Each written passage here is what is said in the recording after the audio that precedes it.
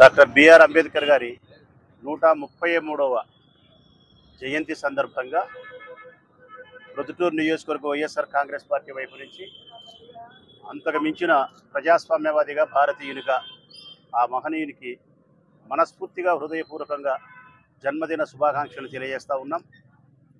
ఓ భారతీయుని నిజమైన జన్మదిన శుభాకాంక్షలను స్వర్గలోకంలో ఉండి స్వీకరిస్తాడని చెప్పి మనస్ఫూర్తిగా నేను భావిస్తూ ఉన్నా. ఈరోజు యావత్ భారతదేశం అంతా కూడా స్వేచ్ఛా వాయువులను పీల్చుకుంటూ ఉంది అంటే స్వతంత్రత ఒక కారణమైతే, ఆ స్వతంత్రం వచ్చిన తర్వాత స్వేచ్ఛా భావాలతో మానవుని యొక్క స్వేచ్ఛను మనోభావాలను సంపూర్ణంగా సఫలీకృతం చేసుకునేదానికి రాజ్యాంగం రచన చేసిన మహోన్నతమైనటువంటి మేధావి, మహోన్నతమైన వ్యక్తిత్వం కలిగిన వాడు డాక్టర్ బిఆర్ అంబేద్కర్ గారు.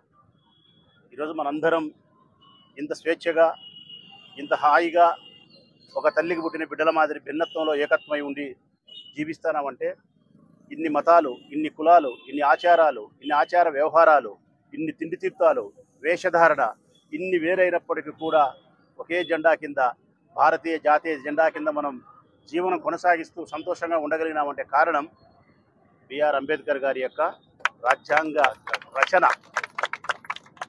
అనేక దేశాలు తిరిగి మన కోసం అందులో ఉండే గొప్ప విశేషాలను స్వీకరించి ప్రజాస్వామ్యబద్ధమైన విషయాలను పరిగణలోకి తీసుకొని చెడును తొలగిస్తూ మంచిని స్వీకరిస్తూ దానికి మరింత ఆయన మేధాశక్తిని జోడించి మనందరం గొప్పగా జీవించడానికి ఆయన చేసినటువంటి సేవ ఈ దేశానికి మహోన్నతమైనది. ఈ దేశం ఉన్నంత వరకు, భారతీయ సంస్కృతి బ్రతికి ఉన్నంత వరకు దేశ స్వాతంత్ర సమరయోధులను మర్చిపోదు, బిఆర్ అంబేద్కర్ గారిని మర్చిపోదు.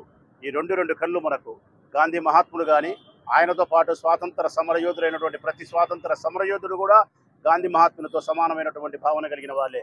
వారు ఒక కన్ను అయితే మరొక కన్ను మనకు స్వాతంత్రం వచ్చిన తర్వాత ఇంత స్వేచ్ఛగా బ్రతకడానికి కారణమైనటువంటి బిఆర్ అంబేద్కర్ గారు.